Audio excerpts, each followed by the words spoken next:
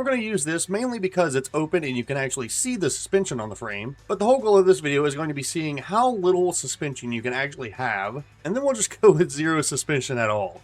So James Coat, I believe is how you say it. This video is for you, buddy. So we will be keeping the actual drivetrain the exact same. We're just strictly changing the suspension. Well, let's actually start with an axle change so we have a way worse quality.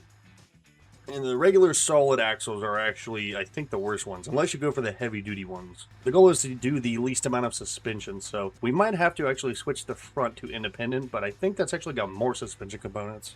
We'll go ahead and do the base leaf springs, because I'm pretty sure those are the worst ones you can get. Yeah, worst ones you can get next to just not having them.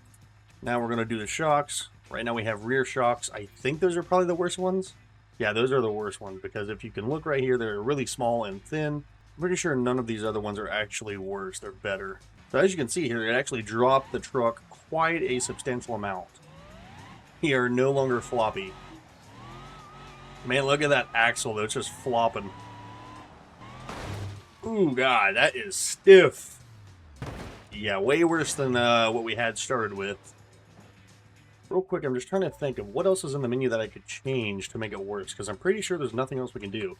It's just leaf springs, shock absorbers, and the actual axle itself. Now, we might do this to a heavier vehicle just to show how much worse it is, but we'll stick with this for now. So let's hit one of these little things over here, these pads. Honestly, it's sensing up the bumps quite well. Since there's a lot less travel, it's less dramatic. Let's run into one of these ones. Okay, it kind of takes a hit there, but honestly, not too bad. Well, there goes our drive shaft. Wait a minute. We must have blew the engine. Yeah, we did. Okay, now I'm just now looking at the bottom left of the screen. We actually blew the engine too. I'm not gonna lie though, I actually kind of dig this look. Kind of looks like a little home-built truck.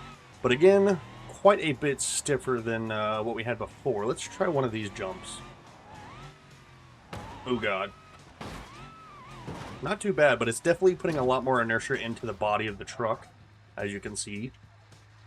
Alright, now we'll actually be doing the zero suspension option. Let's start off with shocks. No shocks in the front, and no shocks in the rear. So as you can see right here, our truck is a little bit more bouncy. So this goes into the theme of no suspension or the least amount of suspension. So when you actually remove the shocks, you know, obviously you're taking all the shock absorption out of the truck. So without even trying, really all you're left with is bump stiffness and rebound stiffness, which goes way up when you have zero absorption. As you can see here. Yeah, it's not doing too well. Let's take it over here real quick on one of these little ones. We'll go with this one. Oh my god. It's so violent. The thing is just flopping around. So as you can tell, the axles are basically free-floating.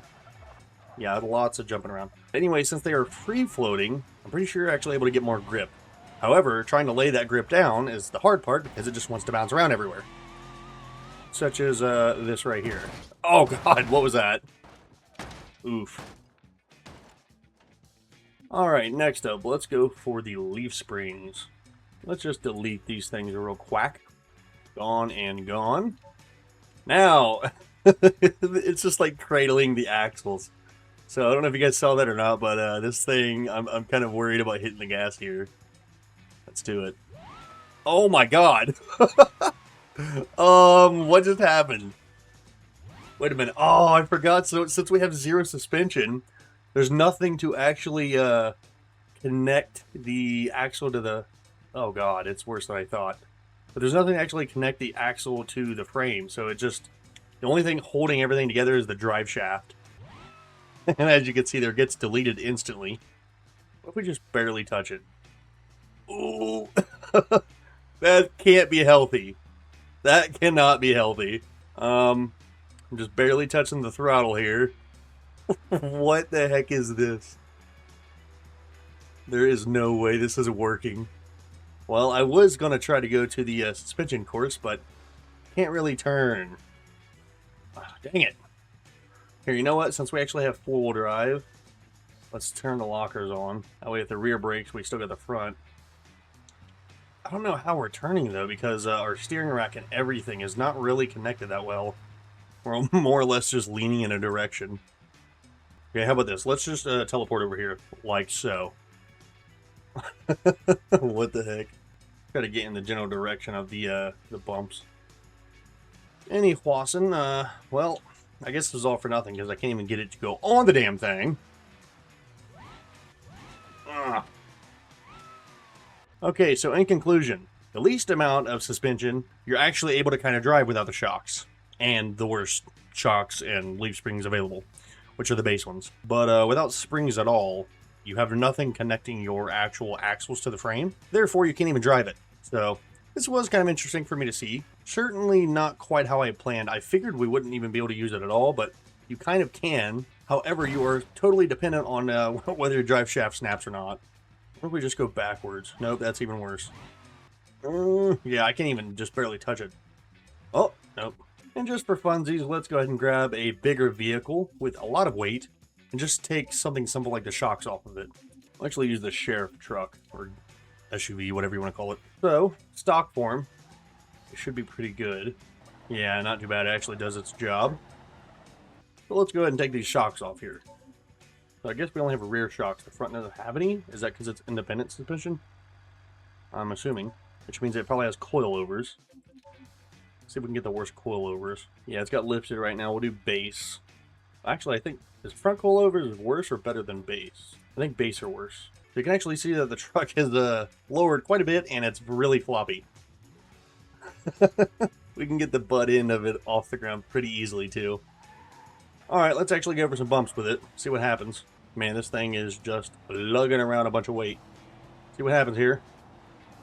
Not too bad. It's soaking it up still. Mainly because the leaf springs are connecting it. But as you can see, the body just sways around. I don't know if you guys ever actually had an older vehicle that, or been in one, but the front end is the worst for it when you're going around turns and stuff, because the body rolls and wants to keep going straight or whatever direction you're in, while your tires are trying to turn. And the whole vehicle just rolls that way, as you can see right here, what it's doing.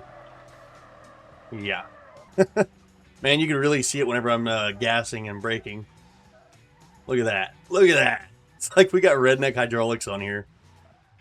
Anyway, I hope you guys got to the same conclusion as I got, and would never want to drive a vehicle like this. I would much rather have a total full suspension system. As you should. Anyway, if you guys liked the video, go ahead and leave a like, and if you want to see more, subscribe, hit the bell notifications, that way you see all of my daily uploads, or just check out my channel, see what I have to offer. Oh, look at our tire. It's just there. Bro, how do you even do that to a tire and rim setup? The hub is still in the rim. Ah, beautiful wreck.